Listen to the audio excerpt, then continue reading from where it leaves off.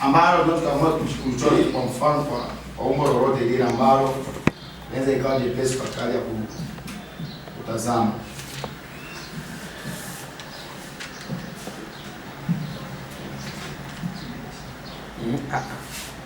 Unajua kama dola zinapigwa sikilizwa pia tumetumia.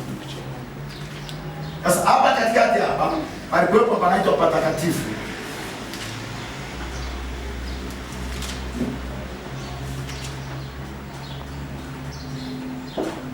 Lakini huku juu huku panaitwa patakatifu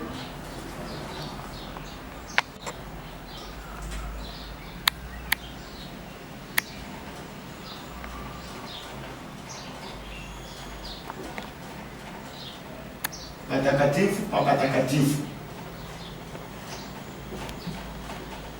Lakini huku chini huku ulikuwa ni ua wa nje, ua la nje, ambayo hapa ndipo palikuwepo na lango hapa.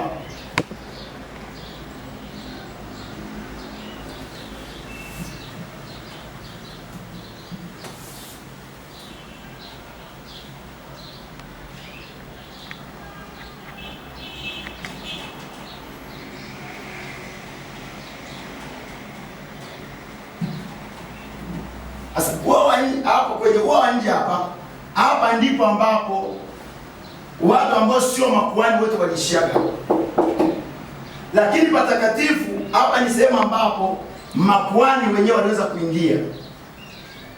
Lakini patakatifu ndipo kuhani mkuu aliingia kwa ajili ya kukutana na Mungu. Bwana Yesu asifiwe. Amen.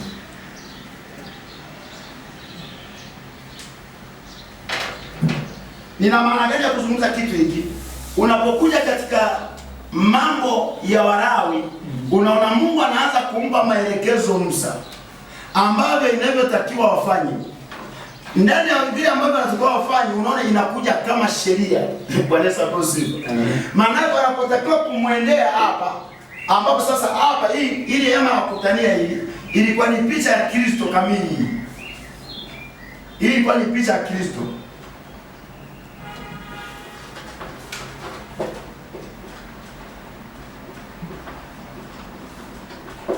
Picha ya Kristo hii, ile hema ya kukutania hii. Sasa ili upate kuingia hapa, ambayo ni picha ya Kristo, ambapo ndipo palipo na majibu ya mwanadamu, palikuwepo na utaratibu ambao Mungu amekwisha kumpatia Musa. Miongoni mwa huo utaratibu ambao alimpatia Musa, ilikuwa ni kwamba lazima pawepo na sadaka ya kuteketezwa. Kuna namna ambavyo nimejaribu kuziorodhesha hapa, alafu njaribu kupitisha hapo uone. Palitakiwa pawepo na sadaka ya kuteketezwa, pawepo na sadaka ya nafaka, sadaka ya ushirika, sadaka ya dhambi na hatia. Sasa ukiangalia ndani ya hizi sadaka zote hizi, kuna sadaka ya kuteketezwa, sadaka ya ushirika, sadaka ya dhambi na hatia. Hizi sadaka zote zinarudi kwenye kipengele kimoja tu. Hii ilihusisha dhambi. Bwana asifiwe. Hii sadaka ya kuteketezwa, sadaka ya ushirika, sadaka ya dhambi na hatia ilihusisha damu, maana yake uhai. Maana yake hapo ilikuwa inahusisha mnyama. Maana yake hapa damu, pasipo damu hakuna ondoleo la dhambi. Na huyu mnyama ndiye aliyehusika kabisa kwa ajili ya kumtangazia mwanadamu. Kwa sababu gani? Wiki iliyopita tulijaribu kuangalia kwa kifupi habari ya sadaka ya kuteketezwa. Tuliona kwamba palikuwa na utaratibu fulani kadha wa kadha. Ile sadaka ya kuteketezwa ilikuwa inatolewa kwa hiari ya mtu mwenyewe. Lakini ile sadaka ilikuwa ni kwamba ni sadaka ambayo ni safi, ambayo haina doa,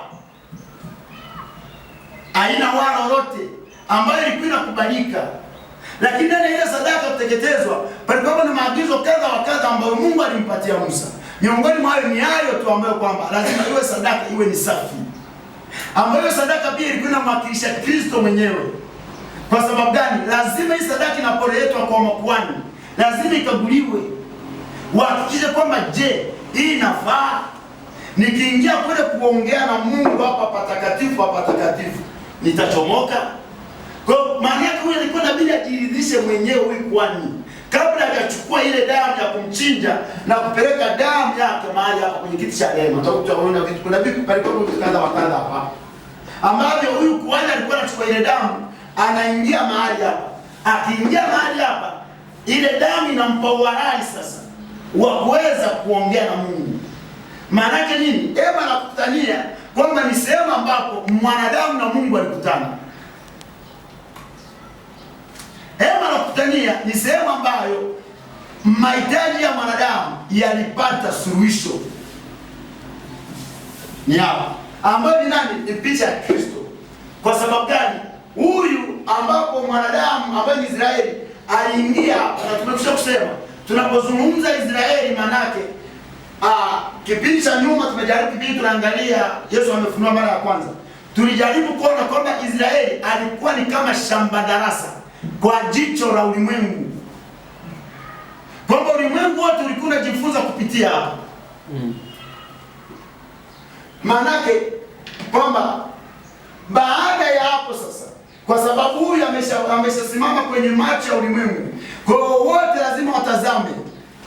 Na huyu sasa, hizi sheria ambazo Musa anampatia, anayempatia Musa anapompatia Mwisraeli kwa ajili ya kuingia mahali hapo, bado kwa huyu ilikuwa ni kazi ngumu kwa ajili ya kuwa yani kuzitimiza, ilikuwa ni bado ni kazi ngumu huyu Mwisraeli.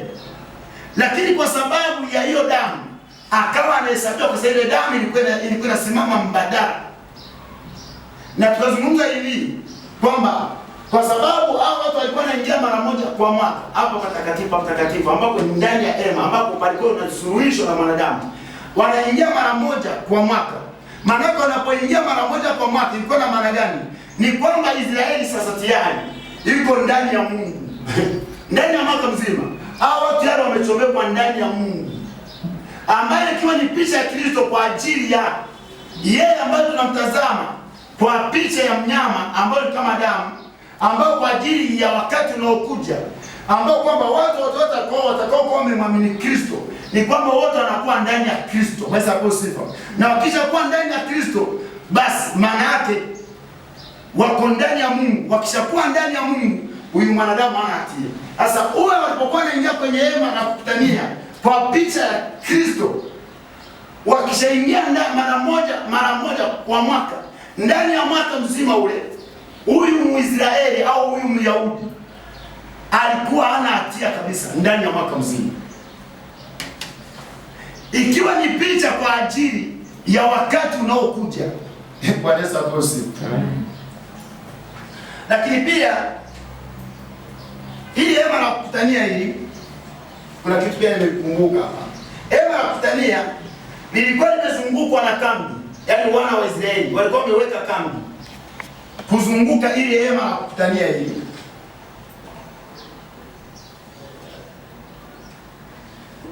Na ule mzunguko walikuwa wamezunguka ile hema la kukutania, walikuwa wametengeneza ile kambi zao, ulikuwa mfumo wa mraba, mche mraba. Yani umbo la mraba. Sasa kila upande walikuwa na kabila tatu kila upande kwa kuzunguka ile hema la kukutania. Lakini hapa kwenye lango kuu ambapo kuna huo wa nje hapa kwa ajili ya kuingia hapo patakatifu hapa huku upande wa labda upande wa kushoto ilikuwepo kabila nyingine, na huku upande wa kulia kuna kabila nyingine. Hapa katikati palikuwepo na kabila ya Yuda, wakiwa na maana gani? Kwamba Kristo anaenda kutokea katika mlango wa Yuda. Kwa maana yake wote ambao walitakiwa, huu mlango ulikuwa unawakilisha Kristo, kwamba wote ambao hakuna mtu yeyote anaweza kaingia kwa Baba, hakuna mtu anaweza kumuona Baba isipokuwa kwa njia ya Kristo. Kwa maana gani sasa? Ya kwamba ndipo tunaporudi kwamba ili hema la kukutania sasa, kwa sababu ilikuwa ni picha ya Kristo kwa maelekezo ya huyu Musa kwa ajili ya wana wa Israeli, ndipo tunajaribu kuzungumza kwamba ilikuwa ameshasema kwamba ilikuwa sadaka kuteketezwa, sadaka ya ushirika na sadaka ya dhambi na hatia. Lakini ndani ya hizo sadaka ilikuwa sadaka ya nafaka. Na tukasema hivi, ndani ya hizi sadaka zote tatu ziliwakilisha kitu kimoja ambayo ni damu. Maana hapa ilitajika mnyama. Maana habari ya ushirika pia bado ilikuwa inamwakilisha Kristo kama Kristo ambaye sisi atakayeweza kutufanya kutufanya sisi ushirika kati yetu na yeye. Unapokuja kwenye dhambi ya sadaka ya dhambi na hatia, yeye tumesoma mara nyingi maandiko, tunao maandiko mengi ambayo yanamuonyesha Kristo. Labda kwa wale wageni, unaposoma ile Wakorintho wa pili 5:21, yeye anaonekana yeye asiyejua dhambi akafanyika kuwa mwenye dhambi. Manake mwenye haki akafanyika ambaye sio mwenye haki. Kwa ajili ya nani? Kwa ajili ya mwanadamu ambaye ni mwenye dhambi. Bwana asifiwe. Sasa hii ndio hiyo sadaka ambazo tunaziona hapa kwa Musa, ambazo anajaribu kuwapatia wana wa Israeli, ambazo tumeshasema kwamba zote zilikuwa ni kitu kimoja: sadaka ya ushirika, sadaka ya kuteketezwa, sadaka ya dhambi na hatia. Lakini pia hapo palikuwa na sadaka ya nafaka. Sadaka ya nafaka ambayo ilikuwa pia ina mfumo wa Kristo. Akiwa na maana gani? Tumejaribu kuona hata katika Yohana 6 anajaribu kuzungumza kwamba yeye ndiye chakula cha uzima. Yeye ndiye chakula cha uzima. Ama ile nafaka pia ilikuwa na utaratibu wake. Ilikuwa na mazingira yake, ambayo wana wa Israeli walipokuwa wakipeleka ile sadaka ya nafaka, wakishaitoa tu moja kwa moja ilikuwa inakamilisha mazingira yao ya kukubalika pia mbele za Mungu. Lakini hii ilikuwa sio kwa ajili ya dhambi. Hii ilikuwa ni kwa ajili kwamba sisi kupitia Kristo tunapata utoshelevu katika sehemu zote. Bwana asifiwe. Maana yake ni kutoka rohoni mpaka mwilini. Kwa hiyo maana yake Yesu Kristo hajaja tu kwa ajili ya kuwa dhabihu ya dhambi, lakini pia amekuja kwa ajili ya kuwa kama mkate wa uzima sisi kwetu, ya kwamba tunapomula yeye sisi tunaishi. Bwana asifiwe. Lakini pia amekuja yeye kama mnyama, anapotolewa damu yake sisi tunasamehewa. Ndio wiki iliyopita tulijaribu kuzungumza hivi kwamba hii sadaka ya kuteketezwa, huyu kwamba jambo la kwanza tumeshasema kwamba ilikuwa ni lazima awe msafi, asiyekuwa na doa. Kwa kama mimi ninapokuja, kama mimi ni Myahudi sasa, ninapoleta ile sadaka na mweka mahali pale, maana yake uovu wangu wote unaenda kwa yule mnyama, ambaye mnyama ni msafi. Kwa hiyo mimi nachukua usafi wa mnyama unakuja kwangu. Mnyama anachukua uovu wangu unaenda kwa mnyama. Nimesamehewa. Ambaye ilikuwa ni picha ya Kristo. Kwamba baada ya yeye kuja Yesu Kristo, ndivyo kama jinsi tulivyosema wiki iliyopita kwamba ni wiki siku ya Jumanne, kama tulivyojaribu kuangalia ya kwamba Kristo mwenyewe mpaka alijaribu kukaguliwa, akachunguzwa, mpaka anakuja kuonekana huyu jamaa kwanza mnasema ni mhukumu, mbona hana hatia? Kwa neno kutokuwa na hatia kilikuwa ni kipimo tosha tu cha Yesu Kristo kuwa kama kondoo aliyesafi ili apate kubeba dhambi ya ulimwengu. Amen. Bwana Yesu asifiwe. Mwalimu samani. Bila samani. Kidogo samani. Bila samani. Kuna mahali fulani kuelewesha vizuri. Baada kwenye jedwali ambayo umechora hiyo hapo. Sawa. Umeonesha patakatifu na patakatifu, lakini ukachora pale ua wa nje. Ua wa nje. Sasa ninachotaka kuuliza ni kwamba sadaka ambazo zilikuwa zikitolewa, kwa mfano labda umesema kwamba sadaka ya patakatifu walikuwa wanaingia mara moja kwa mwaka. Kwa mwaka. Je, hiyo ilikuwa ni sasa ni kwa ajili ya dhambi au ilikuwa aliyepaswa? Swali langu ndio linakuja vizuri kwamba sawa, eneo la patakatifu hapo katikati palikuwa panahusika na nini, na kule juu pale ndani, yani patakatifu palikuwa panahusika na nini hasa, kwa sababu nitakuelewesha hizi sehemu mbili hizi. Sawa. Ndio hapo. Ndio. Ili hapa patakatifu hapa lilikuwa ni eneo ambalo kuhani mkuu ambaye aliweza kuingia mahali hapa ambapo tumesema hapa Japani kwa ya chora hapa palikuwa na sanduku la agano hapa. Ndani ya sanduku la agano hapa, ndani mwake humu zilikuwemo mbao za sheria humu ndani humu.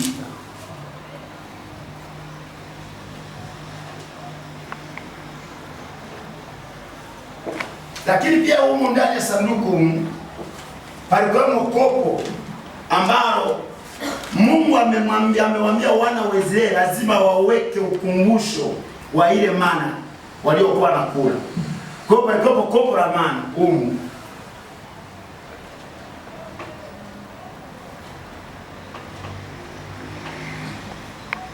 Lakini pia kuna sheria, palikuwa na fimbo ya Haruni humu ndani humu.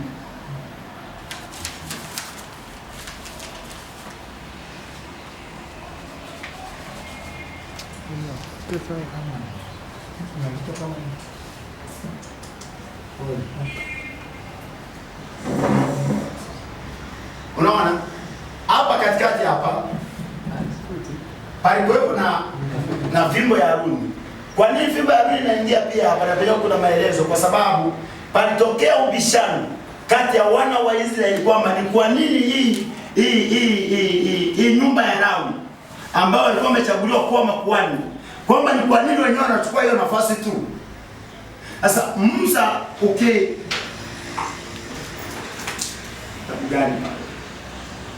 Musa Mungu anamwambia ili kuondoa yule ushindani, akamwambia hivi, hebu chukua fimbo kwa ajili ya nyumba zote, yani milango yote ya Yakobo, kabila 12, ukusanye fimbo.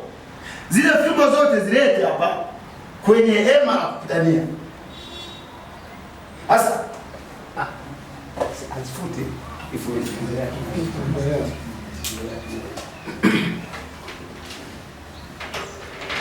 unaona, sasa baada ya kuona kusanya zile fimbo zote 12 kulingana na kabila 12 za wana wa Israeli, zote zipeleke hapa.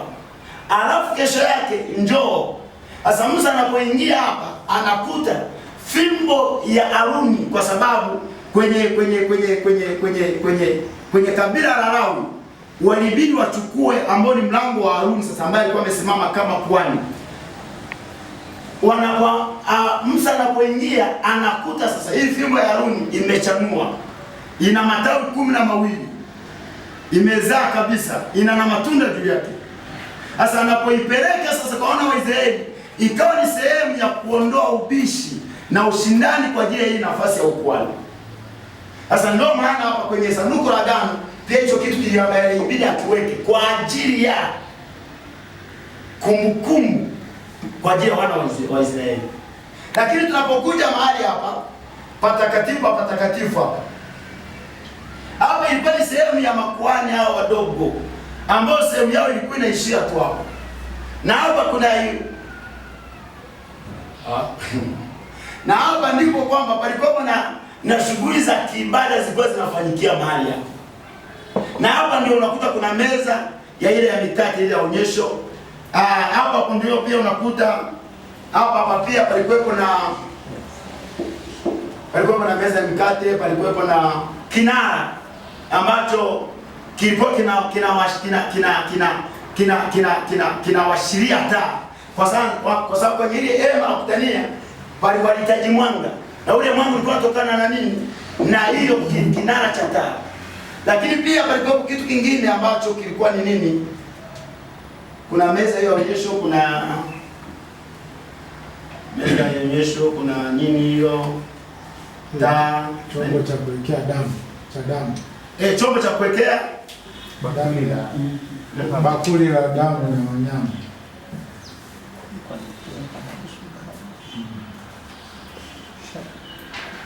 Okay. Hapa tumesema hivi, palikuwepo kinara cha taa hapa. Kinara cha taa hapa, ambayo ilikuwa sehemu ya makuhani hapa, wadogo ambao hawakuruhusiwa kuingia huko, ambayo kilikuwa kinara cha taa cha dhahabu hapa.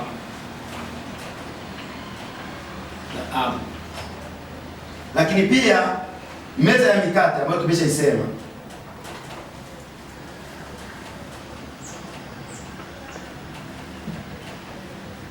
Meza ya mikate. Lakini pia madhabahu ya dhahabu ya uvumba. Maana yake nini? Hapa kuhani mkuu, hapa ndipo alipokuwa anachukua chetezo kwa ajili ya kwenda kufukiza ule uvumba. Kwa hiyo kwa kifupi tu, haya ndio maelekezo tu ya hapa. Kwa hiyo maana yake kuhani alivyokuwa anakuja, akiingia mahali hapa, na hapa palikuwepo na mlango hapa, ambapo akishaingia hapa, anaingia hapa pa makuhani wa kawaida. Akitoka hapa anakuja anaingia mahali huko ambapo ndiko Mungu alikuwa amesema akutane na hawa watu. Maana yake Mungu alikuwa anakutana na hawa watu wapi? Hapa ambapo hiki nini hapa? Hapa anasema alikuwa ametengeneza pia ambapo palikuwa na mfuniko hapa. Kiti cha rehema hapa. Kiti cha rehema ambacho kiti cha rehema kilikuwa kimetengenezwa makerubi wawili. Ambapo yule kuhani alipokuwa akiingia anakuja na ile damu sasa ambayo imechukua hiyo dhambi ambayo badala ya dhambi, yani inachukua badala yani makosa na uovu wa wale watu. Anapokuja kuiweka hapa ndipo Mungu anawaridhia sasa.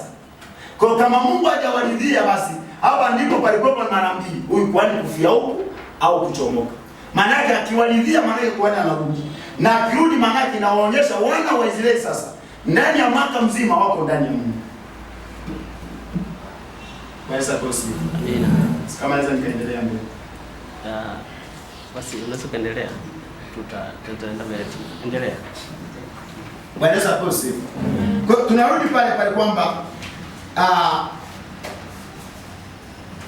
kwa hizo sadaka ambazo tumekwisha kusema ya kwamba tunaona Mungu anapojaribu kumwambia Musa maelekezo anayompa au utaratibu anaotembea nao Musa, sio utaratibu wa Ibrahimu, ni vitu viwili tofauti. Huku Mungu kule kwa Ibrahimu anacheza na mtu binafsi, yaani mtu personal, lakini anapokuja kwa Musa Mungu hachezi na mtu tena, anacheza na taifa. Bwana asifiwe. Kwa sababu gani?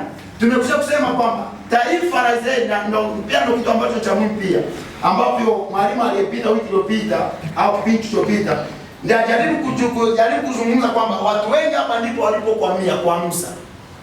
Manake tunaachana na Ibrahimu, tunakuja kuachana na Kristo huku. Tumeangamia hapa kwa Musa, ambapo kwa Musa ilikuwa ni maelekezo kwa ajili ya taifa kama shamba darasa kwa ajili ya ulimwengu, ambapo shamba darasa ndio tumelichukulia, ambapo imekuwa ni sehemu ya maisha ya kwetu, ambapo kama wewe tumepoteza channel kabisa. Kwa sababu gani? Kwa sababu tumeelekeza tu pale. Hiki kipindi ambacho ni kipindi cha Musa, kuanzia hapa kwenye mlima Sinai kuja mpaka kwa msalaba hapa wa Kristo, kuanzia hapa kwenye msalaba wa Kristo hapa anapoingia hapa kuja mpaka mlima Sinai. Hiki ni kipindi ambacho Musa alitawala. Kwa sababu tunasema hivi, hata zile injili tatu bado alikuwa kwenye maelekezo ya Musa. Ijapokuwa ni agano jipya, lakini bado wale watu Yesu anapokuja anawakuta kwenye maelekezo ya Musa. Bado wako kwenye utaratibu wa Musa. Kwa hiyo utaratibu wa Musa unakuja kuisha wengine, unaisha hapa tu kwenye msalaba. Kitu gani ambacho tunatembea nacho sasa? Katika hii Yesu amefunuliwa mara ya pili. Tunatembea na ili hema la kukutania kama Kristo. Bwana asifiwe. Kwa sababu gani? Tumeshasema hapa ndipo palipokuwepo na suluhisho la mwanadamu. Hapa ndipo palipokuwepo na utatuzi wa mwanadamu. Hapa ndipo sasa Waisraeli walisamehewa ndani ya mwaka mzima. Bwana asifiwe. Na ndio maana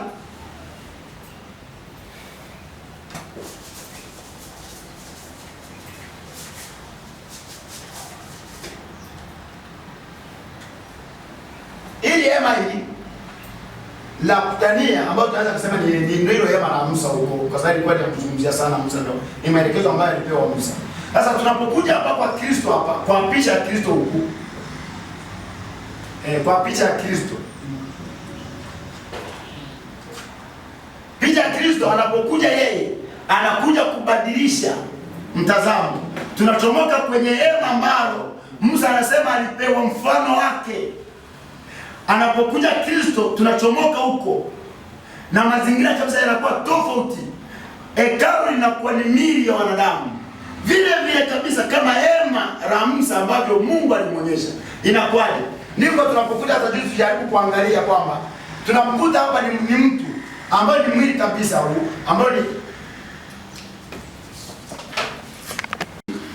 ambao tunasema ndilo hekalu au tunaweza kusema ndilo hema la kukutania. Bwana Yesu asifiwe.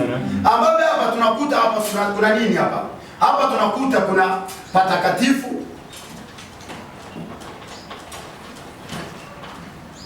Patakatifu.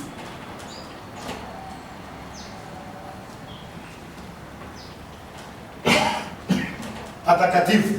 Ambapo patakatifu hapa huko kwenye mwili wa mwanadamu, huu mwili ulionao ambao ni hekalu. Kuna patakatifu ambapo ni wapi? Ni kwenye roho yako.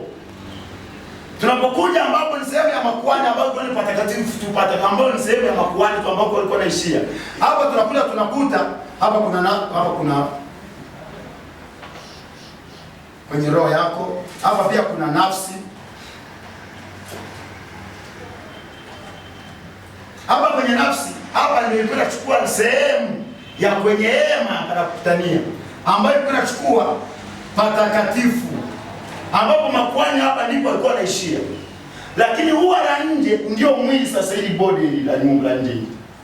Kwa hiyo unaona kwamba Musa ambaye anapopewa picha ya hema kwa mfano wa hema, ulikuwa ni mfano wa hema kamili kabisa ambao ndio wewe. Bwana Yesu asifiwe. Kwa hiyo sasa ndipo tunachokuja kutofautiana na hawa sasa ni wapi? Tunatofautiana na hawa ni wapi? Ni kwamba sisi tukishamwamini huyu ambaye ni kuhani wetu mkuu, hatuna hizi sehemu tena. Sisi tunaenda moja kwa moja, hakuna anayetuzuia. Tunaingia moja kwa moja patakatifu pa patakatifu. Maana yake tunachomoka huku. Yaani wote ambao wamemwamini Kristo, huku wanachomoka kwenye huo nje ambao walikuwa wamewekwa mpaka, wanakuja hapa ambapo kuna makuhani, wale makuhani wadogo, hakuna kizuizi, wanaingia moja kwa moja mahali hapa. Kwa sababu Biblia inasema hivi kwamba Kristo alipokata roho, anasema pazia la hekalu lilipasuka. Maana yake likaondoa ule ukuta, likaondoa vile vizuizi vya kuingia patakatifu pa patakatifu. Bwana Yesu asifiwe. Kwa maana wote ambao wamemwamini Kristo, sote tumekaa hapa patakatifu pa patakatifu. Lakini sasa shida ndio hii, tunarudi tena. Huyu mtu tayari yuko patakatifu pa patakatifu, lakini bado anataka aishi hapa kwenye nafsi. Bwana Yesu asifiwe. Kwa sababu gani? Wewe tayari uko hapa. Yaani kwenye roho yako hauna shida kabisa, wewe uko pale pale.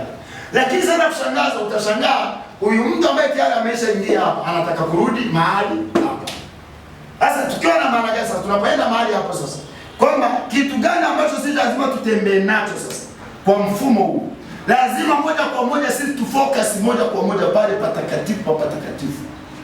Yaani tuchomoke huku kwenye nafsi huku. Tuondoke kwenye mtazamo yetu.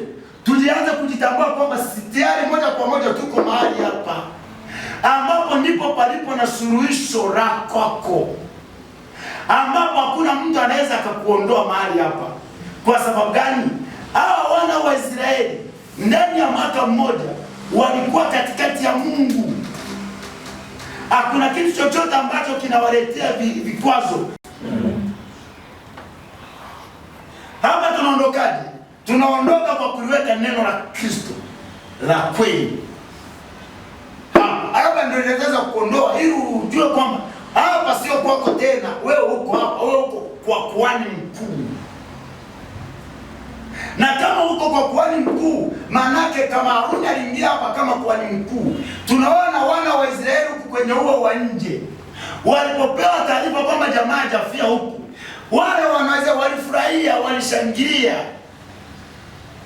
waliishi siku hizo zote zile kwa furaha na shangwe za hali ya juu sana. Kwa sababu gani? Wamekubaliwa. Bwana Yesu asifiwe. Na kwa maana sasa sisi lazima tuweke kwenye akili zetu kwamba sisi tumekubaliwa tayari. Kupitia nani? Kupitia hiyo sadaka yetu ambayo inaitwa Kristo. Kupitia nani? Kupitia huyo kuhani wetu anaitwa Kristo. Kupitia nani? Huyo ile hema ambalo ni Kristo ambayo tumekwisha kuingia ndani mwake. Wanesa Kristo. Kwa haya ni mazingira ambayo ni ya muhimu sana. Tunapomtazama Kristo aliyofunuliwa Agano la Kale. Na hii tukazungumza wiki iliyojana, siku ndani ya wiki siku ya Jumanne. Tukazungumza kwamba tayari kama wewe umekwisha kutambua kwamba uko mahali hapa, maana una fursa zote, una nafasi zote, una sifa zote. Kwa sababu gani? Wewe Mungu sasa tayari hapa, Mungu alikuwa waoni kuwa ni wenye dhambi ndani ya mwaka mzima.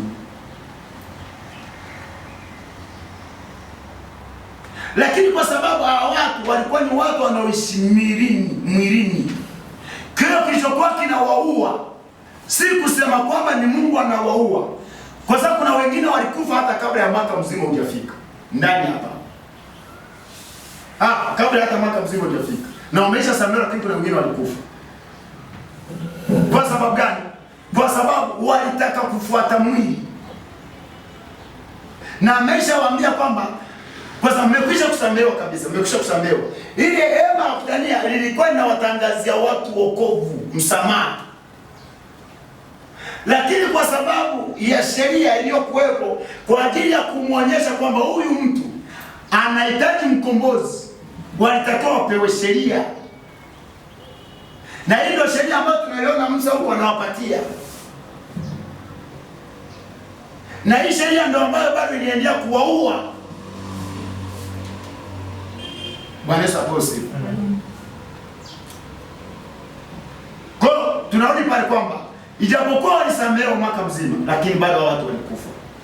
Kwa nini walikufa? Baada ya kukaa patakatifu ambapo wanaambiwa wamekaa patakatifu, wakarudi katika mazingira ambayo wanataka waendeshwe mwili. Na ni kweli hao watu, kwa sababu sheria, Biblia inatuambia katika Warumi 7 kwamba sheria ni ya rohoni, Torati ni njema. Sasa ya rohoni ambayo walipewa mtu wa mwilini. Na Wagalatia 5 amekwisha kuzungumza ile mstari wa 17 na kuendelea, ya kwamba roho na mwili vinashindana wala haviwezi kupatana. Na ameshasema hivi, basi enendeni kwa roho, hamtazitimiza kamwe tamaa za mwili. Yaani mahitaji ya mwili hamtatimiza. Sasa hawa watu wanapopewa sheria wako mwilini na wako rohoni. Kwa sababu gani? Hivi vitu havijahama. Hivi vitu vimehama baada ya Kristo kuja ambaye ni roho sasa mwenyewe. Akavihamisha, tukatoka mwilini tukaingia rohoni. Na ile sheria ambayo ilikuwa inawaua watu ikaondoka mwilini ikaingia ndani mwetu. Anasema hivi, tazama wakati unakuja ambalo agano ambalo liliagana wana wa Israeli ni tofauti na ile agano atakaloagana na hilo agano jipya. Kwa sababu gani? Nitaweka sheria yangu ndani ya mioyo yao. Kumbe wale watu sheria ya Mungu ilikuwa ndani ya mioyo yao, ilikuwa juu ya miili yao, ndio maana walikuwa wanakufa.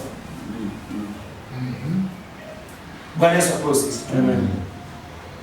Kwa maana tunaona ni vitu vya roho vinataka kuongoza mtu mwilini, ama ni kitu ambacho hakiwezekaniki. Kwa sababu wa rohoni lazima aende na rohoni, na wa mwilini aende wa mwilini. Ni watu wawili, kwa sababu hata pale Warumi anazungumza, nafikiri ni Warumi 4. Anazungumza kwamba anasema kitu fulani hivi hapa.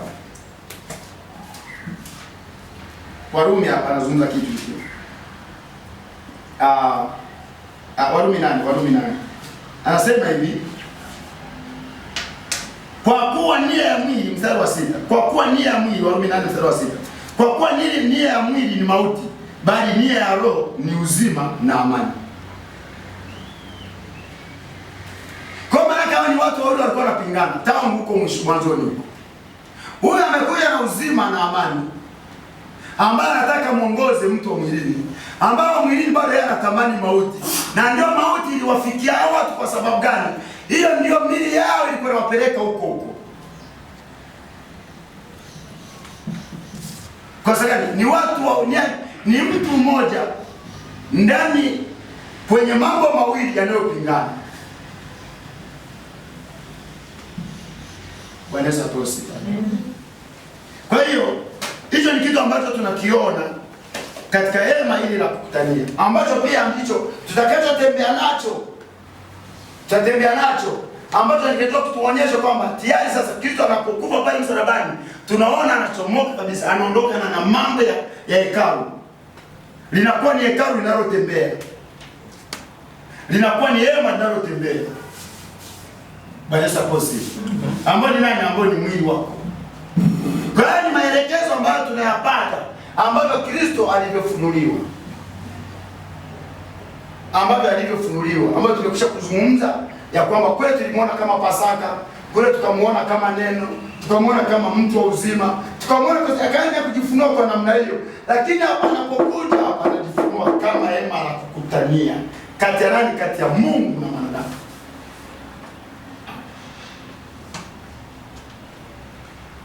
Bwana Yesu asifiwe. Amina. Anasema hivi, Waebrania 9 kuanzia mstari wa kwanza na kuendelea. Waebrania 9 mstari wa kwanza na kuendelea. Anasema hivi, basi hata agano la kwanza lilikuwa na kawaida za ibada na patakatifu pake pa kidunia. Hilo ni agano la kwanza. Maana hema itengenezwa ile ya kwanza mlimokuwa na kinara cha taa kama tumechoandika hapo, na meza na mikate ya uonyesho, ndipo palipoitwa patakatifu. Na nyuma ya pazia la pili, ile hema iitwayo patakatifu pa patakatifu, yenye chetezo cha dhahabu, na sanduku la agano lililofunikwa kwa dhahabu pande zote, mlimokuwa na kopo la dhahabu lenye ile mana na ile fimbo ya Haruni iliyochipuka na vile vibao vya agano, amali maana yake sheria, na juu yake makerubi, na juu ya ile na sasa ile sanduku la agano, na juu yake makerubi ya utukufu yakikitia kivuli kiti cha rehema.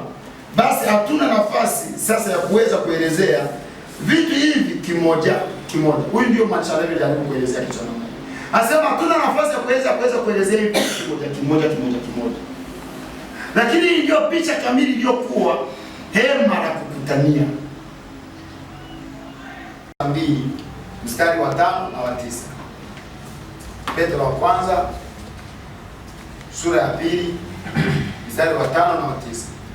Mstari wa 5 inasema, ninyi nanyi kama mawe yaliyo hai mmejengwa muwe nyumba ya Roho, ukuhani mtakatifu, mtoe dhabihu za Roho zinazokubaliwa na Mungu kwa njia ya Yesu Kristo. Mstari wa 9, bali ninyi ni mzao mteule, ukuhani wa kifalme, taifa takatifu, watu wa milki ya Mungu, mpate kuzitangaza fadhili zake yeye aliyewaita mtoke gizani mkaingie katika nuru yake ya ajabu. Bwana Yesu asifiwe. Amen. Nafikiri utakuwa umesikia kitu cha namna hiyo ya kwamba kule mstari wa 5 kabla nirudie tena nasema hivi, ninyi nanyi kama mawe yaliyo hai mmejengwa muwe nyumba ya heshima. Sikia, mmejengwa muwe nyumba ya nini? Ya heshima. Ninyi nanyi kama mawe yaliyo hai mmejengwa muwe nyumba ya Roho, ukuhani mtakatifu, Bwana Yesu asifiwe. Nitaka tu nisimamie tu ukuhani mtakatifu. Kwa baada ya sisi kunaona kule Mungu anampatia maelekezo. Makuhani wa kipindi kile walikuwa na picha gani? Walikuwa na picha ya kwetu, ambaye kuhani aliyeingia kule alikuwa na picha ya Kristo huko kwenye hema la kukutania. Sasa unaona kuhani wetu ambaye anakuja Kristo sasa anapoingia kule, sote anatuinua tunakuwa ni makuhani, na yeye haingii peke yake, anaingia na sote huko. Tunaitwa ni ukuhani mtakatifu, mwana wa Mungu. Bwana Yesu asifiwe. Amen. Kwa nini tunaitwa ukuhani mtakatifu? Kwa sababu gani? Huyu ambaye ni kuhani anakaa kwenye hema la kukutania au hekalu, kwa sababu hema la kukutania lilikuja kubadilika kuwa hekalu la kudumu kipindi cha Suleimani. Lakini kabla ya hapo lilitwa hema la kukutania.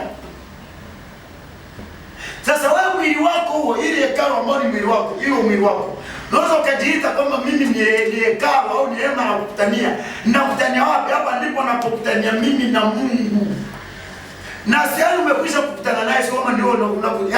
Yaani hapa ndipo nilipokutania mimi na Mungu. Narudia tena. Ni muhimu sana. Hii hema ambalo tunasema ndio mwili wako. Wewe una kila sababu unapotembea kujiita mimi ili hema ambayo ndiye hema la hema. Hapa ndipo mimi nimekutania na mimi na Mungu. Na baada ya kuwa nimekutana mimi na Mungu, hatuachani. Ni milele. Bwana Yesu apewe sifa. Yaani hapo uchomoki.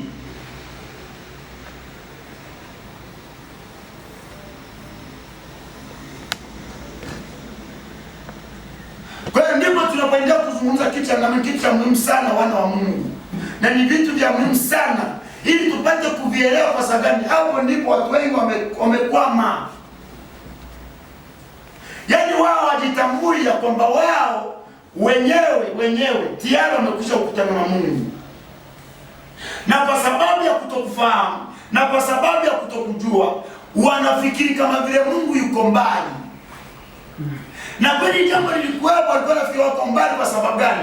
Ukisoma Warumi ile 10, mwandishi wa kitabu cha Warumi anajaribu kuwaeleza hao watu.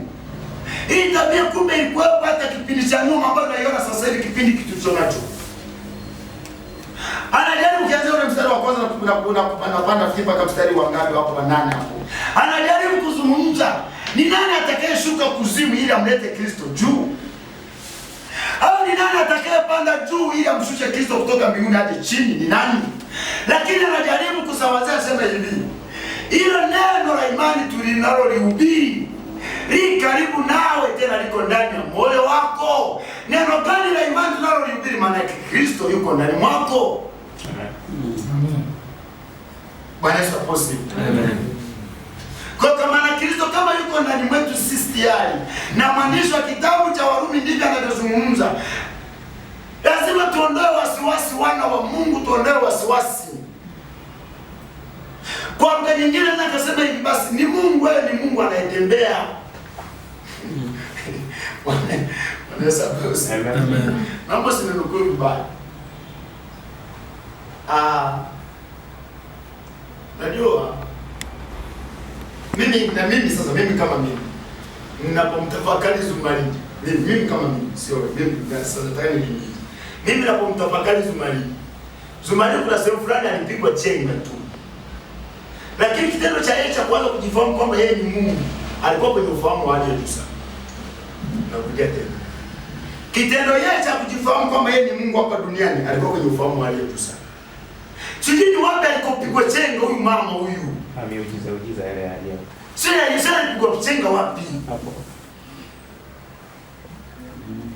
Yaani alikopigwa chenga ni kumuondoa Kristo. Hapo ndipo alipopigwa chenga. Mimi ngani wana mtoka hii kwanza, hiyo elimu alipata wapi mpaka anajiita Mungu duniani? Hii elimu alipata wapi? Alichomoa wapi huyu mama?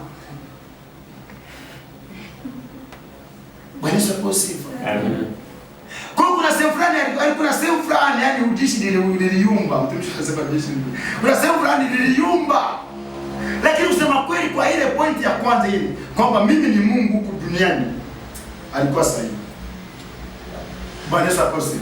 Sasa mimi mwenyewe ni Mungu duniani, mimi mwenyewe ni Mungu. Ni Mungu anayetembea mimi. Wewe ni Mungu anayetembea. Bwana Yesu asifiwe. Amen. Amen.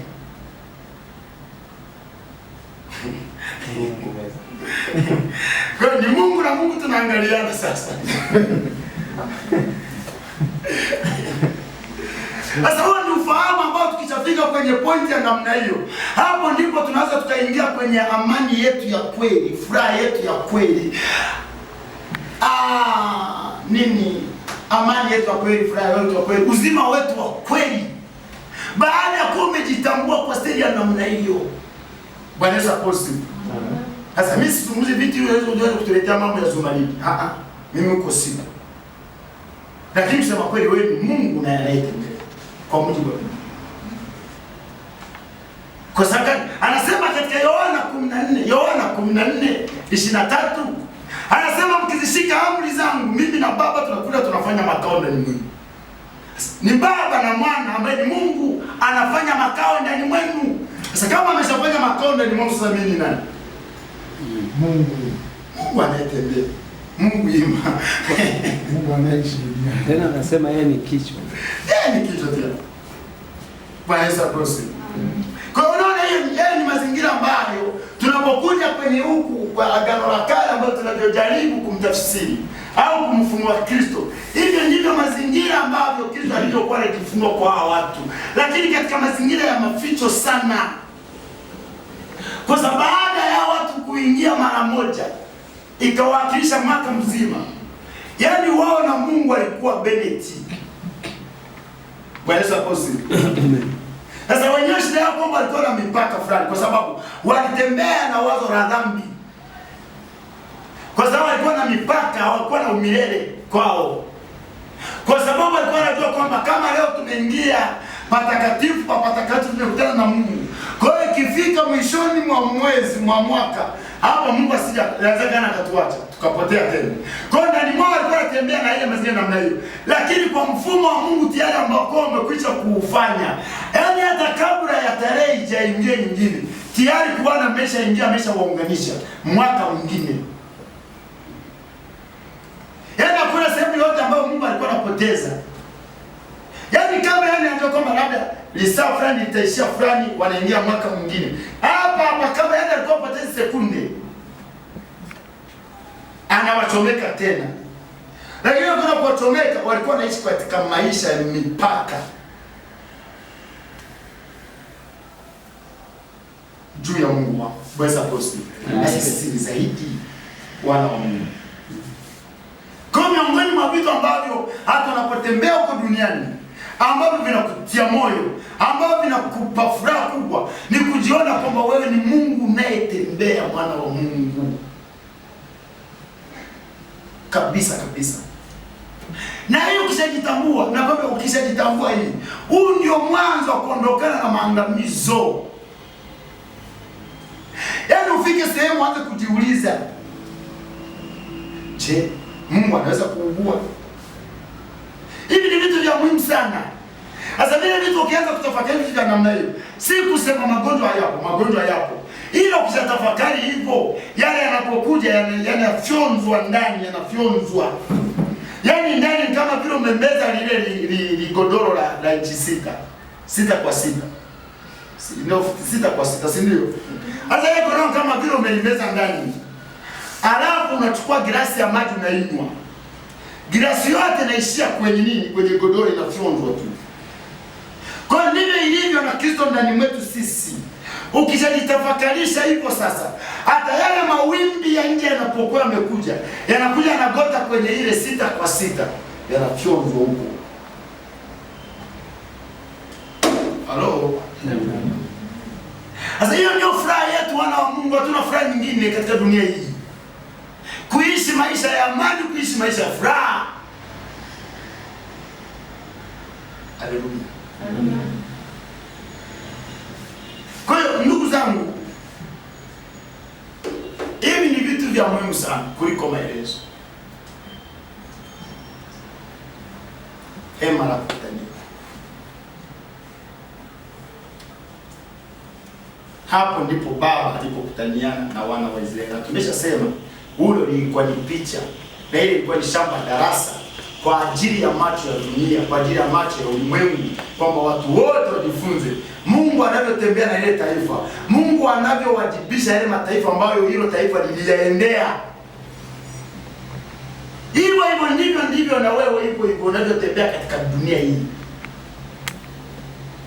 Kwa maana yake tufike sehemu tuondokane na zile hofu, tuondokane na zile mashaka, tuondokane na vile vitu vyote, tuondokane navyo wana Mungu. Hebu tumtazame Kristo, ambaye tayari tumeshafunga naye ndoa tayari, yuko ndani mwetu. Amen. Na Na tukienda kwa steli ya namna hiyo, basi wewe ni kiumbe mwingine, wewe ni kiumbe tofauti kabisa. Kwa sababu gani? Kwa sababu wewe ni hekalu. Ndivyo anavyozungumza Paulo. Anazungumza sana katika Wakorinto, kwenye Waebrania amekuja tena huko akazungumza ile sura ya 3 nafikiri kama hicho. Anasema sisi ni nyumba ya Mungu, sisi ni nyumba ya Mungu. Anaishi kwetu, sisi ni nyumba ya Mungu. Bwana Yesu asifiwe. Na hii inatujengea sisi mazingira fulani ya kujiamini. Hatutapigwa tena na mawimbi ya aina yoyote. Kwa sababu gani? Kama ambavyo mwalimu aliyepita ameshazungumza kwamba hiki kipengele cha Musa, hapa ndo kuna mieleka mingi, hapa ndipo tunapokutana tena wapiga dili hapa ndipo tunapokutana kila aina ya takataka yote iko hapa. Bwana Yesu asifiwe. Lakini tukishatambua tukaelewa, hakika hapa hatutaingia wala hawatatuingiza huko. Bwana Yesu asifiwe. Anasema heshimu madhabahu. Yule anayesema mheshimu kuhani wako, maana hata mjui kuhani. Na ndio maana kama nakumbuka hata kingine bado tunaandaa katiba, tukaanza kuambia kitu hiki kwamba kwa sababu mimi ni kuhani na wewe ni kuhani, Bwana asifiwe. Kwa sote ni kitu kimoja. Maana hakuna mtu anapenda kujitumua hapa kwamba mimi si ni nani, mimi ndo mtume mkubwa. Hamna biashara ya namna hiyo. Mimi ni mtume, wewe ni mtume. Mimi ni mchungaji, wewe ni mchungaji. Wewe ni mchungaji ili ujijue kwa ni mchungaji, lakini wewe ni mchungaji kwa sababu huko ndani ni mchungaji. Narudia tena. Mimi kama ni nabii na wewe ni nabii. Ila wewe ujijue kama ni nabii kwa sababu yuko ndani mwako anaitwa nabii. Ukijitambua kwamba yuko ndani mwako ni nabii, utakuwa nabii. Ila ujawa nabii kwa sababu unajitambua kwamba yuko ndani mwako ni nabii. Bwana Yesu asifiwe. Na hiyo sasa ndio inaleta usawa. Hiyo ndio inaleta mzani ambao unalingana. Bwana Yesu asifiwe. Amen. Kwa hiyo ni picha ambayo tunaipata. Kwa sisi tunakuwa zaidi sana, zaidi ya hawa. Tuko zaidi sana. Bwana Yesu asifiwe. Tuko zaidi kabisa. Kuongelea hekalu au hema linalotembea. Sawa. Kasema hema ni Yesu. Ndio. Picha ya Kristo. Lakini nikakusikia tena pale ukasema hema ni muamini. Na mimi hii ndio huwa naisikia mara kwa mara. Sasa utata wangu unakuja ni kwamba ile hema ni picha ya Kristo.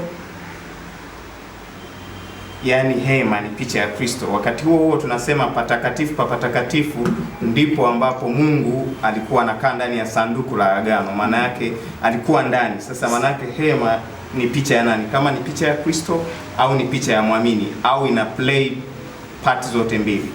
Hilo ni swali la kwanza. Lakini swali la pili, kuhani mkuu tumesema ni picha ya Kristo. Je, bado ndani ya hilo hema, pamoja na kwamba labda hema litaplay kama Kristo, kuna uwezekano tena wa kitu kingine katika hema kuplay picha ya Kristo? Yaani kwa mfano wa huyu kuhani, sababu kuhani naye tumesema ni picha ya Kristo. Kwa hapo tunakuwa na katika hema kuna hema kama picha ya Kristo na kuna kuhani tena kama picha ya Kristo. Je, hiyo ni sawa pia? Alafu swali jingine tumesema Mungu ni Mungu. Kwa hapa kwa habari ya mimi ni Mungu. Nasema mimi ni Mungu. Sasa swali langu, mimi ni Mungu au mimi ni chombo ambacho kinabeba Mungu, yani hekalu? Je, kama mimi ni Mungu kamili, kama mimi ni Mungu kamili, watu wanaweza kunitukuza na kuniabudu? Yaani utukufu kwa Mungu Thomas, au mpaka nifikie kimo cha utimilifu katika Kristo? Kama ni hivyo, nikifikia hicho kiwango, kwa nini nijilinganishe yani na Kristo wakati mimi ni Mungu tayari? Au mimi si Mungu niliye kamili? So nataka kujua hapo kama mimi ni Mungu kamili au mimi ni hekalu tu ninaembeba Mungu, hiyo sifa ndio inanifanya niitwe Mungu, au mimi ni Mungu kabisa wa kutukuzwa na kusifiwa na kuabudiwa. Fimbo ya Haruni fimbo ya Haruni ilitoa matunda. Hiyo nilitaka kidogo unifafanulie kidogo hapo. Ilichipua, sijaelewa. Ilitoa hadi matunda kabisa, yani watu wakagonga matunda ya. Swali la mwisho, kuhani na mimi ni kuhani. Yani mimi ni kuhani na yule ni kuhani, kila mmoja hapa ni kuhani. Na kwa hiyo hakuna utofauti. Umesema kwamba kila mmoja ni sawa. Lakini ukasema mimi naweza nikawa mchungaji, ni mchungaji nisijua kama ni mchungaji. Nikijua tayari mimi ni mchungaji. Sasa swali langu, Mwalimu Ima amenifundisha ili nijue kwamba mimi ni mchungaji. Je, sipaswi kumheshimu yule hata kama mimi tayari nami nimefikia kwenye kiwango cha uchungaji, lakini kuna mchungaji aliyenipa kufahamu kuwa mimi ni mchungaji na nikamheshimu, nikamwona huyu ni babangu, ni mchungaji wangu. Wakati huo mimi naye ni mchungaji na inawezekana nina watoto na mimi wanaoniita huyu ni baba, huyu ni mchungaji wangu. Je, ni sawa kumheshimu nikamuita huyu ni babangu, mchungaji wangu, mtume wangu hivyo? Hayo ndiyo maswali yangu. Ya Mungu aliyotupa sisi. Unapoenda katika Galatia 5:22, ile tunda la Roho. Jambo la kwanza anasema kuna sifa zote za tunda la Roho. Maana kama kuna sifa za tunda la Roho, zile sifa alizonazo Mungu ndizo pia ulizonazo wewe. Nikiwa na maana gani? Kwa hapa kwamba je, unatakiwa kumheshimu au kutokuheshimu? Kwa sababu sifa ulionayo ni ya heshima. Yaani sifa ulionayo wewe tayari ambao Mungu ameshakupa ni ya heshima. Sifa tayari ambao ulionayo wewe ni ya upole. Sifa tayari ulionayo wewe ni ya upendo. Sifa tayari ulionayo wewe ni ya upole. Yaani sifa zote ziko hapo. Kwa maana yake, kwa sababu ndani mwako una sifa hiyo. Maana yake ndio anazungumza hivi. Anasema tuweni na nia ile ile iliyokuwa ndani ya Kristo. Unaposoma ile Wafilipi 2, ule mstari wa Filipi mstari wa 7 na kuendelea. Anasema iweni na nia ile ile iliyokuwa ndani ya Kristo. Kwa sababu gani? Kristo anasema alishughulika na mambo ya watu wengine, hakushughulika na mambo yake. Kwa maana yake kule kushughulika na mambo ya watu wengine, jambo la kwanza inaonyesha unyenyekevu wako, unaonyesha upendo wako, unaonyesha utii wako. Kwenye kipengele cha mchungaji. Kwa hiyo unaruhusiwa kumheshimu. Kumheshimu. Kwa sababu sifa yako ni heshima. Kwa kumbe sasa hatuko sawa. Sikia. Kwani shida iko wapi? Labda niongezee kidogo. Ongeza. Kwa sababu Mr. Thomas hapo dauti yake ni kwamba yeye ameanza kuwa mwanafunzi wa mwalimu fulani. Sasa umempa sifa ya kufanana au kuwa katika level moja na mwalimu wake. Sasa swali kwako sasa. Wewe sasa ni mwalimu. Kuna walimu walikufundisha ambao kama mwalimu. Je, unapunguzia au kuna namna fulani ya tofauti katika namna ya kuwaheshimu au hawaheshimu tena kama walimu wako kwa sababu umeshakuwa mwalimu? Na waheshimu kama kina nani? Na kama walimu wangu. Na wewe ni mwalimu. Lakini mimi sio mwalimu wao. Wewe ni mwalimu lakini si mwalimu yani wao sijawafundisha. Kwa mimi nina watoto wangu na mimi wananiita mwalimu wangu. Lakini wale mimi nawaita walimu wangu na waheshimu kwa heshima ya walimu wangu, sio kwa heshima ya wanafunzi wangu. Kwa hiyo wewe ni mwalimu kwa wanafunzi, sio mwalimu kwa wazazi wa wanafunzi. Ni sio mwalimu kwa walimu wangu. Na wazazi wa wanafunzi wale wanakuitaje wewe? Mzazi anaweza kaniita mimi mwalimu. Wewe sio unaweza, wewe ni mwalimu. Ndio, sawa kabisa, hiyo haina shida. Mimi shida yangu ni yule aliyenipa uwezo wa kuwa mwalimu. Kwa sababu mzazi hajanipa uwezo wa kuitwa mwalimu. Aliyenipa uwezo wa kuitwa mwalimu ni mwalimu wangu. Je, huyo mimi nampa heshima gani? Hata kama mimi nami ni mwalimu, lakini mimi sio mwalimu wake. Sasa sisi tulio wa Kristo namna katika mienendo ya namna ya kumheshimu mtu hatubagui kwamba huyu namheshimu kwa sababu ni mwalimu au huyu namheshimu kwa sababu ni mtoto wake, na unamguide namna ya kumheshimu. Sisi tunapaswa kuenenda katika namna ya kuheshimu watu wote kwa vyovyote walimu. Kwa hiyo tunamheshimu huyu kama mwalimu alinifundisha, lakini pia namheshimu huyu kama mdogo wangu. na mheshimu kama mtoto na mheshimu kama mtu fulani. Mimi hapo nisaidie. Kwamba mimi nimekuelewa kwa sababu sifa hiyo uliyoielezea iko humu. Yeye amesema hivi, mimi si mwalimu wao waliomfundisha. Sasa hebu fikiria, tuchukulie tu kwa hali ya kawaida. Unapokuwa umefundishwa na wewe ukaendeleza ukawazidi walimu wale wa shule ya msingi, ukaenda chuo ukazalisha wale walimu ambao wataenda kufundisha kimo cha walimu wako wale wa mwanzo. Sio kwamba nawe tayari umezalisha tu hapo. Kwa hiyo sasa inakuja sasa point kwamba lazima tu anyenyekee kwa sababu sifa ni ile ile hata kama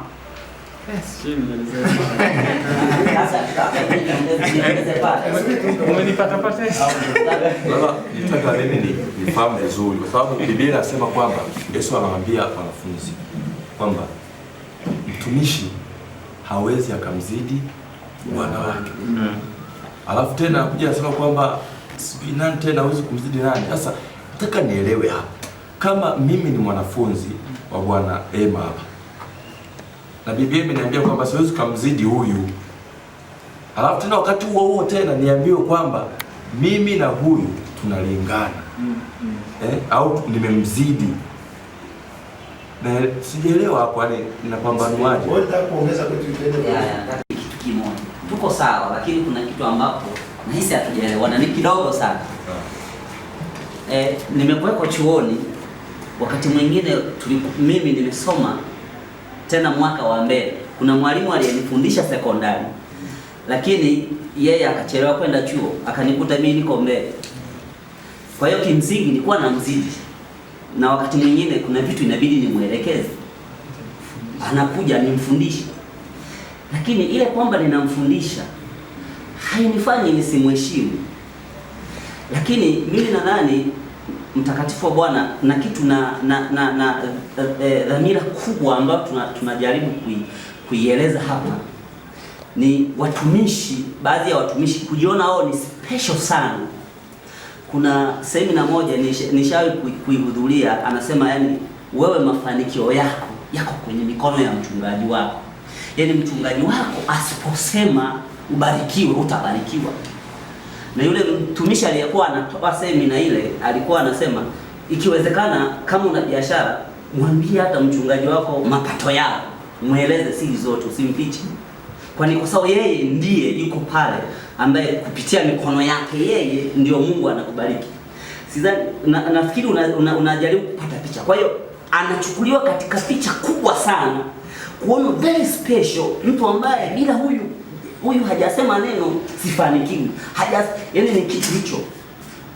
Tunamheshimu kama mtumishi wa Mungu. Kama niko chini yake na mheshimu, lakini nisimweke katika viwango yani ambavyo nataka mpaka nataka kumweka kwenye nafasi ya Kristo.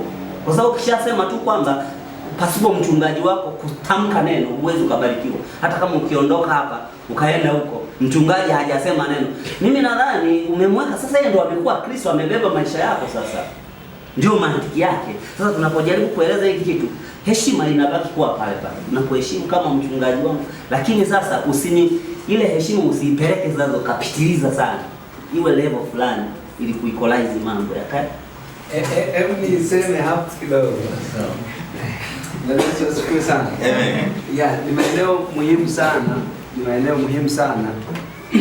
Lakini kama ambavyo ameniambia mwalimu ni Mathayo, lakini iko sehemu nyingi sana Mathayo, Yohana iko sehemu nyingi, lakini nafikiri nimeipenda hii ya Yohana, ya Mathayo 10 mstari wa 24. Mwanafunzi hampiti mwalimu wake, wala mtumwa hampiti bwana wake. Yatosha mwanafunzi kuwa kama mwalimu wake na mtumwa kuwa kama bwana wake. Ikiwa mwamwita mwenye nyumba Beelzebuli, je, zaidi wale walio wa nyumbani mwake? Sasa nataka niseme hapo kitu kidogo. Juzi pia ilitokea hata kwenye group letu pale, kulikuwa kuna ndugu fulani aliposti, mtu mmoja alikuwa anasema umeibiwa sana, umeibiwa baba, umeibiwa hela, umeibiwa nini na kila kitu. Ni kweli. Kwa mfano tunaposema, unajua, kwa mfano tunaposema heshima haitokani na maamuzi ya mtu ya kuchukuliwa kwa nje kwa kuonyesha ishara ama kuonyesha kufanya kitu fulani. Hapana. Heshima ni kitu cha rohoni. Nilikuwa nazungumza jana wakati naelezea swala fulani hivi. Kalebu na Yoshua walikuwa washikaji kabisa, watu wa kawaida. Wakati wanaenda kupeleleza hawakuwa na tofauti na wale wengine. Sawa? Lakini tunapofika katika nchi tumeingia, miaka 40 imepita, sasa Musa amekufa na Yoshua amepewa mamlaka ya kuwa kiongozi. Na wakati walikuwa sawa kabisa kimamlaka wakati wanaenda kupeleleza nchi. Na aliye hapa ni mtumishi wa Mungu kwa Kalebu kuichukua Hebron kuwa urithi wake. Kulikuwa kuna sababu gani ya Kalebu kumuomba tena Joshua ampe ruhusa wa kwenda kumiliki ile nchi? Kama tu ni kawaida. Nikaelezea kitu kimoja, nikasema hivi, unajua mtu anapokuwa tayari amewekwa kuwa kiongozi anayesimama mbele yetu, kwa mfano kama yule ndugu pale, hajajiweka pale, kuna aliyemweka pale. Ni nani? Kwa mimi simheshimu yule kwa sababu yuko pale, lakini namheshimu yule aliyemweka pale. Kwa hiyo yule aliye ndani ya yule ndugu ndiye yuko ndani yangu. Kwa hiyo ninapomheshimu yule ambaye amemweka yule ndugu pale, simheshimu yule ndugu pale, ila ninamheshimu mtu ambaye, ninamheshimu Mungu ambaye yuko ndani yangu pia. Kwa sababu ndiye katoa utaratibu wa sasa yule kusimama pale. Kwa hiyo heshima inakuwa sio kuogopa. Heshima ni heshima ya kiuhiari wa kiutashi inayotokana na kumheshimu huyo ambaye mimi nimemwamini. Kwa kama mimi nimemwamini, huyu ninayemwamini ndiye ninayemheshimu. Na huyu ndiye kaniwekea huyo kiongozi mbele. Ninapomheshimu yule kiongozi na mheshimu yule kiongozi, ama na mheshimu yule ambaye yuko ndani yangu ambaye ndiye ninayemheshimu na kumwamini. So hayo ni masuala fulani ya kujiuliza. So hiyo ni hali fulani ya kimaturity, ni ukuaji wa ufahamu ambao umefikiwa. Kalebu tunapojifunza kwake, yeye pamoja na kwamba alikuwa na mamlaka sawa na Yoshua, lakini wakati ule alitambua kwamba Yoshua sasa ni kiongozi kwake, ambaye amepewa mamlaka hayo na Musa. Kwa hiyo yeye anasubmit chini yake, pamoja na ushikaji na hali ya cheo ambacho walikuwa nacho mwanzo, wote walikuwa wapelelezi. Lakini sasa hivi Yoshua ni mtu tofauti. Na Mungu anasema kwamba kutindisha yale maji ya Yordani, alikuwa anataka wana wa Israeli waone Mungu aliyekuwa na Musa sasa yuko na Yoshua. Kama ambavyo yule alipasua bahari, sasa huyu anayatindisha maji ili wana wa Israeli waone the same God aliyekuwa kwa Musa ndiyo yuko na huyu maji. Kwa sasa heshima inayotokea kwa watu wengine kwa Joshua sio heshima ya kumheshimu Joshua, lakini kumheshimu Mungu aliye ndani ya Joshua, ambaye sasa ndiye Mungu wetu wote, kwa sababu ndiye katoa uelekeo au maelekezo ya kwamba sasa Joshua ndiye kiongozi. Na ndio maana anasema hivi, tuyatii mamlaka yaliyowekwa, kwa sababu hakuna mamlaka yoyote yanayowekwa na mwanadamu. Sawa? Kwa hiyo tunapotii mamlaka tunamtii Mungu kwa sababu ndiye kaweka yale mamlaka. So ni changamoto kidogo. Ni changamoto kidogo, lakini inatokana na mamlaka yale ambayo yamewekwa. Sasa tulitazama tukaona Paulo, unajua yeye alikuwa anazungumza kama anavyozungumza mchungaji kwamba mimi na ninyi hapa hatuna tofauti kabisa, ndo mahubiri ya Paulo yalikuwa. Lakini sasa kuna watu ambao wana vichwa tu vibovu. Yaani hawa waga tu wenyewe hapa. Yaani ukishasema hivyo pia ni tatizo. Unajua hiyo pia imewatisha wachungaji wengi, wamejikuta hawataki waseme hivyo, wanaamua kuwatawala watu kwa nguvu, kwa sababu wanajua utakaposema mimi na nyinyi hatuna tofauti, tena watu wanapanda wanapita vichwani. Kwa hiyo sasa watu wengine waoga kwa kujihami wamejitengenezea hizo. Umeona? So ni hofu, ambayo mimi nasema ni hofu. Hatutakuwa hivyo. Lakini ninachotaka kusema kwamba heshima inatokana na yule ambaye umemwamini anakaa ndani yako. Kwa hiyo unapomheshimu yeye, kwa sababu yule ndio kaweka utaratibu ule. Kwa hiyo unapomheshimu mtu aliyewekwa mbele yako, unamheshimu Mungu. So hiyo nafikiri isikupe shida sana. Paulo alizungumza maneno fulani magumu sana. Akasema hivi kwamba hivi nyinyi, yani mimi nimeamua kujitabisha mwenyewe, sitaki hayo, lakini japo mna walimu maelfu, lakini hamna baba wengi. Mimi ndio chapa yenu katika utume wangu kwa Mungu, kwa sababu mimi nimewazaa katika Kristo. Sasa anapozungumza kina Timotheo anawaita wanangu niliowapenda na nini, watu wengine wameenda wamefuata vile. Sasa unajua, unapogundua mtu ana roho ya Mungu ndani, alafu yuko karibu na wewe, unapomheshimu yule mtu unamheshimu Mungu aliye ndani yake. So ile inatengeneza mazingira fulani ya kitu kutoka kwa yule mtu. Unajua masuala ya Mungu pia ni kama huwa yanarithishwa. So unapotengeneza ile hali, unafanya hali fulani, kwa sababu unajua Mungu ni wa utaratibu pia. Pamoja na kwamba amewapa watu wote, na ndio maana tukienda kule anasema kawaita wengine kuwa hawa kwa ajili yake. So kila mtu ni kiungo kwenye eneo fulani. Nikajaribu kuzungumza hapa, unajua kiungo ambacho mwili wako ni nini ambacho sicho cha muhimu tukitoe sasa hivi.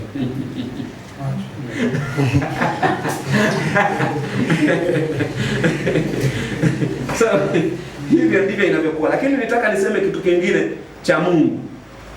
Nitaka niongeze kitu kimoja. Hebu twende Yohana 10 usome kitu kimoja. Yohana 10.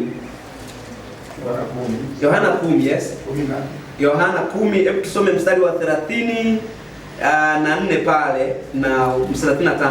Mimi nisome kwenye Biblia hii ya Habari Njema, au kama mtu ana Biblia ya Kiingereza pia inazungumza vizuri sana.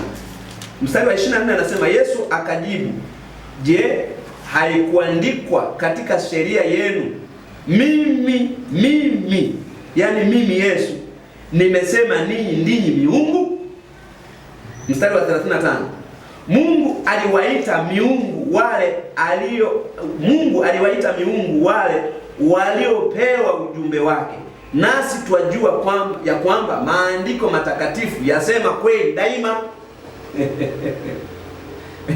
Sasa tukiangalia kwenye Zaburi ile 134 ndio tunagundua kwamba ndipo ambapo Yesu mwenyewe alituita sisi miungu. Unajua ni nini? Huwa nasema siku zote, nasema hivi Yesu kama ni kichwa, jamani, inaishia wapi? Yeye kama ni kichwa. Kwa sababu anasema yeye ni kichwa, si sehemu ya mwili wake. Yeye ni shina la mzabibu, sisi ni sehemu ya matawi yake. Yeye aliyeungwa na Bwana yu roho moja naye. The one spirit.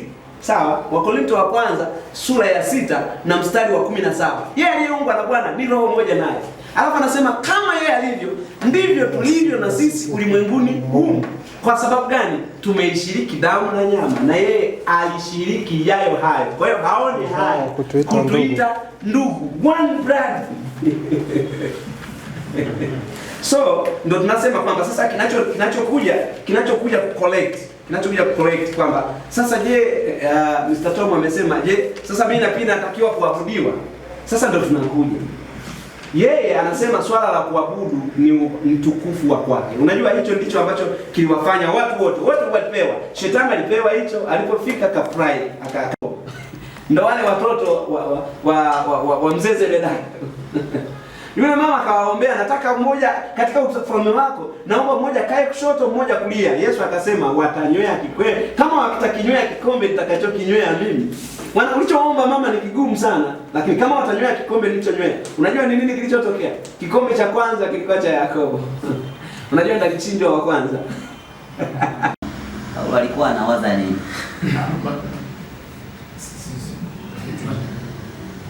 Lakini pia na pale Wathesalonike 1:4 anasema mjue kuweza miili yenu katika utakatifu. Kwa hiyo kuna namna fulani ya mwili kuweka kwenye mazingira ili uelekee kwenye utakatifu. Wakati huo unachokijua kabisa kichwani mwangu, siwi mtakatifu kwa sababu mwili wangu labda nimeufungisha sana na kufanya, ila ni mtakatifu kwa sababu kwa kifupi tu kwa sasa swali lako labda ndio pesa zaidi. Hiyo labda sikuliandika hivi. Paulo anapozungumza anasema hivi, yale yote niliyoyaona ni fahari kwangu niliyahesabu kama mavi. Kwa kile kitendo maana yake ni mwili ulikuwa unatamani kufanya kile kitu, lakini mwili unazimwa. Yaani maana yake mwili hauna nafasi tena. Maana yake yani kuna heshima ya mwili, kuna heshima ambayo kutoka kwenye ufahamu wetu, kwenye nafsi yetu inakuja na ingia katika mwili, unaanza kujiona. Sasa vile vitu ndio Paulo alivipiga chini vyote. Kwa mfano, huyu sasa hivi akikudharau, sasa naye mwalimu gani wewe? Muone msukuma tena wa Bariadi wewe. Lakini kwa sababu ya mwili wako jinsi ulivyo utamkunja huyu na makofi yataenda juu kwa juu. Lakini Paulo ungeweza kumfanyia vitu vya namna hiyo. Huu mwili una uwezo wa kumchapa, lakini anaunyima uhalali wake wa kufanya kitu cha namna hiyo. Akautiisha mwili. Nimekuelewa mwalimu, lakini kile kipengele pale kwamba nisije nikakataliwa. Yaani kwa nini Paulo anafikiria kukataliwa tena? Yaani anapozungumza kukataliwa Paulo, azungumzia habari ya hii. Alikuwa anazungumzia kwa sababu Paulo anasema hivi, iko hukumu ya wao ambao kama nishazungumza kwamba sisi ni si kama tunapiga ngumi hewa. Wala si kama wakimbiao bure, bali tunachumilia mende. Si mende. Hiyo. Sasa unaona Paulo anachokizungumza mahali pale, alikuwa anaangalia habari ya thawabu yake. Sio habari kwamba atakuja kukataliwa chomolewe kwenye ufalme wa mbinguni.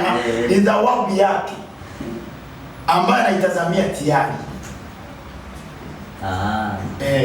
Yaani maana yake kama ni tunapeleka kitu kwa Mungu kinakataliwa cha kwake, sio yeye.